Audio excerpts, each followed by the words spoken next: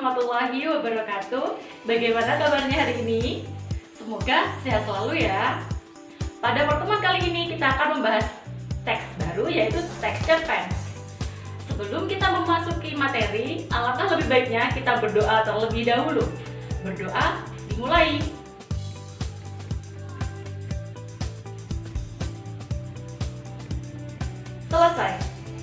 Selesai berdoa, kali ini kita akan membahas 2 KD. Yang pertama, kita akan membahas tentang pengertian cerpen terlebih dahulu ya. Lalu yang kedua akan membahas tentang unsur pembangun dari teks cerpen. Sebelum memasuki materi, kalian harus tahu KD apa yang akan dipelajari pada pertemuan kali ini. Berikut adalah KD-nya.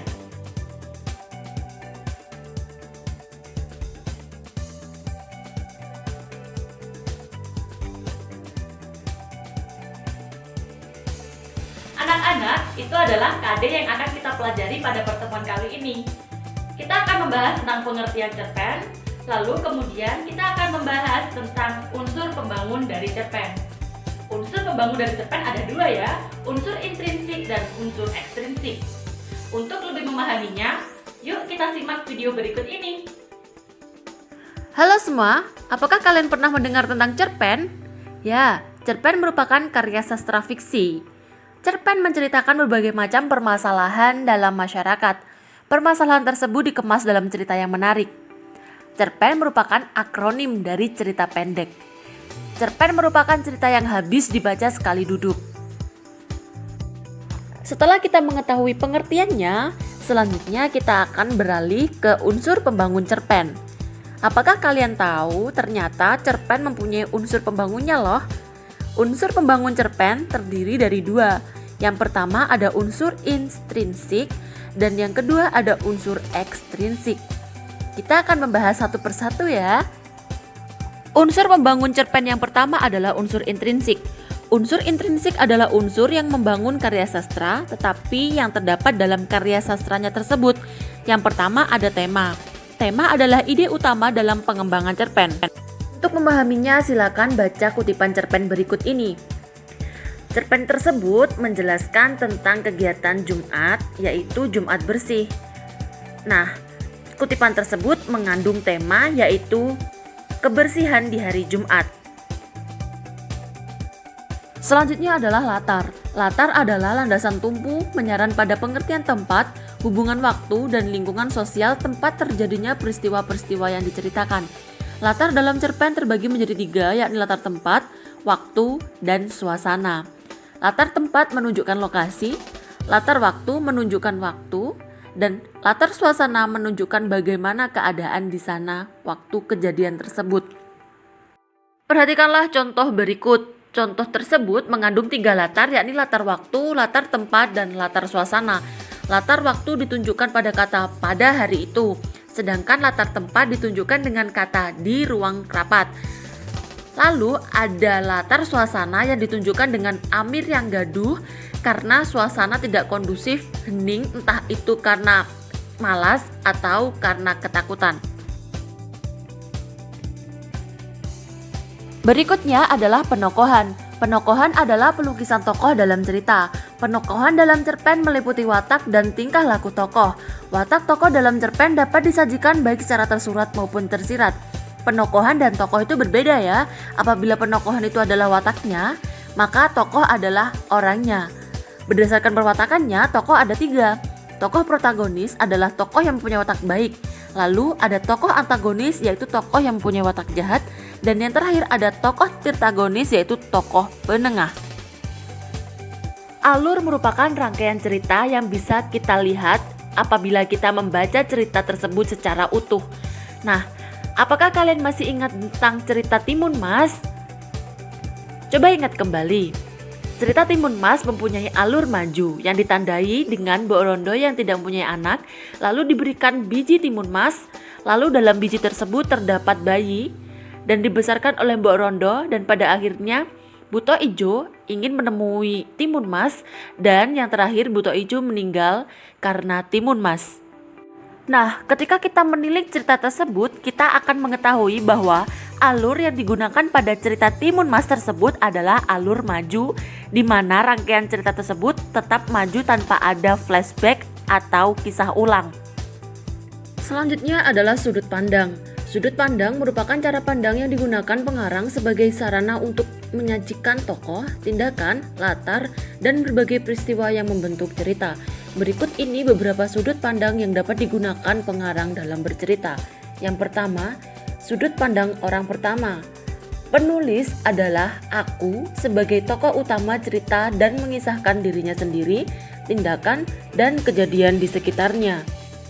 Pembaca akan menerima cerita sesuai dengan yang dilihat, didengar, dialami, dan dirasakan aku sebagai narator sekaligus pusat cerita.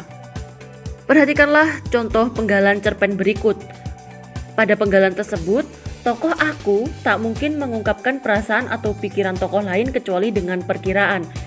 Penulis harus memahami tokoh aku sesuai karakternya. Misalnya, soal bahasa, perlu dilihat apakah aku adalah orang tua atau anak muda. Itu akan mempengaruhi gaya bahasa yang diucapkan. Mengenali dengan baik karakter aku adalah keharusan. Sudut pandang berikutnya ialah sudut pandang orang ketiga. Penulis ada di luar cerita dan tidak terlibat dalam cerita. Penulis juga menampilkan para tokoh dengan menyebut namanya atau kata ganti sebagai dia. Sudut pandang orang ketiga dibagi menjadi beberapa. Yang pertama ada sudut pandang orang ketiga maha tahu. Penulis seperti Tuhan dalam karyanya yang mengetahui segala hal tentang semua tokoh, peristiwa, tindakan, termasuk motif. Penulis juga bebas berpindah dari satu tokoh ke tokoh lain, bahkan bebas mengungkapkan apa yang ada di pikiran serta perasaan para tokohnya. Unsur berikutnya adalah amanat. Amanat adalah pesan yang ingin disampaikan dalam sebuah cerita. Pesan dalam sebuah cerita mencerminkan pandangan hidup pengarang. Pesan yang ingin disampaikan pengarang disebut pesan moral.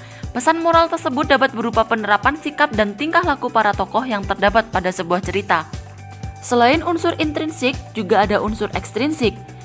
Unsur ekstrinsik adalah unsur-unsur yang berada di luar karya sastra. Unsur ekstrinsik dalam cerpen antara lain bahasa, latar belakang pengarang, serta nilai-nilai dalam cerpen. Unsur ekstrinsik yang pertama ada bahasa. Bahasa merupakan sarana yang digunakan dalam karya sastra. Bahasa yang digunakan dalam sebuah karya sastra dipengaruhi oleh bahasa pengarang, seperti dialek, kebiasaan berbahasa, dan pengaruh bahasa asing. Misalnya, seorang penulis berasal dari Jawa dan berdialek Jawa, dan kesehariannya merupakan orang yang berbicara bahasa Jawa. Maka dari itu akan tidak mengherankan apabila ia menulis karya dan di dalam karyanya itu berdialek Jawa atau banyak yang berbahasa Jawa.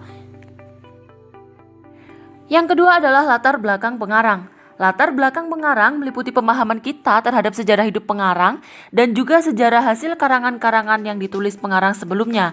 Latar belakang pengarang terdiri atas biografi pengarang, kondisi psikologis pengarang, dan aliran sastra yang dianut pengarang. Misalnya, seorang pengarang yang berasal dari lingkungan pesantren atau lingkungan agamis tidak mengherankan apabila ketika ia mengarang sebuah karya, maka di dalam karyanya tersebut akan terkandung nilai-nilai agamis atau nilai-nilai agama. Unsur ekstrinsik selanjutnya adalah nilai-nilai dalam cerpen. Nilai-nilai dalam cerpen terdiri atas yang pertama nilai moral, merupakan nilai kehidupan berkaitan dengan akhlak atau budi pekerti baik dan buruk. Selanjutnya ada nilai sosial, merupakan nilai kehidupan yang terkait dengan norma atau aturan dalam kehidupan bermasyarakat. Yang ketiga ada nilai budaya, merupakan nilai yang berkaitan dengan kebiasaan atau tradisi yang berlaku dalam masyarakat. Selanjutnya yang keempat, nilai religi, merupakan nilai yang berkaitan dengan kehidupan beragama. Dan yang terakhir ada nilai politik yang merupakan nilai-nilai yang berkaitan dengan gejolak tata pemerintahan di suatu daerah. Wah, anak-anak, itu tadi adalah materi tentang pengertian cerpen dan unsur pembangun dari cerpen. Masih ingat apakah itu pengertian dari cerpen? Ya, cerpen merupakan cerita pendek yang memiliki beberapa halaman saja, tidak seperti novel. Ya, benar sekali. Lalu, apa sajakah unsur pembangun dari teks cerpen? Ya, benar sekali. Ada dua, unsur intrinsik dan unsur ekstrinsik. Masing-masing unsur tersebut mempunyai subbabnya sendiri. Seperti unsur intrinsik mempunyai tema, sudut pandang, alur, amanat, dan tokoh, benar sekali. Lalu, ya, unsur ekstrinsik. Unsur ekstrinsik mempunyai beberapa hal, yaitu nilai kebudayaan dan nilai-nilai yang lain, dan kawan-kawannya. Benar sekali. Anak-anak, itu tadi adalah pengertian dan unsur pembangun dari cerpen. Ya, itu adalah materi kita hari ini. Apabila kalian masih kurang paham, bisa langsung tanyakan pada guru bahasa Indonesia kalian. Ya.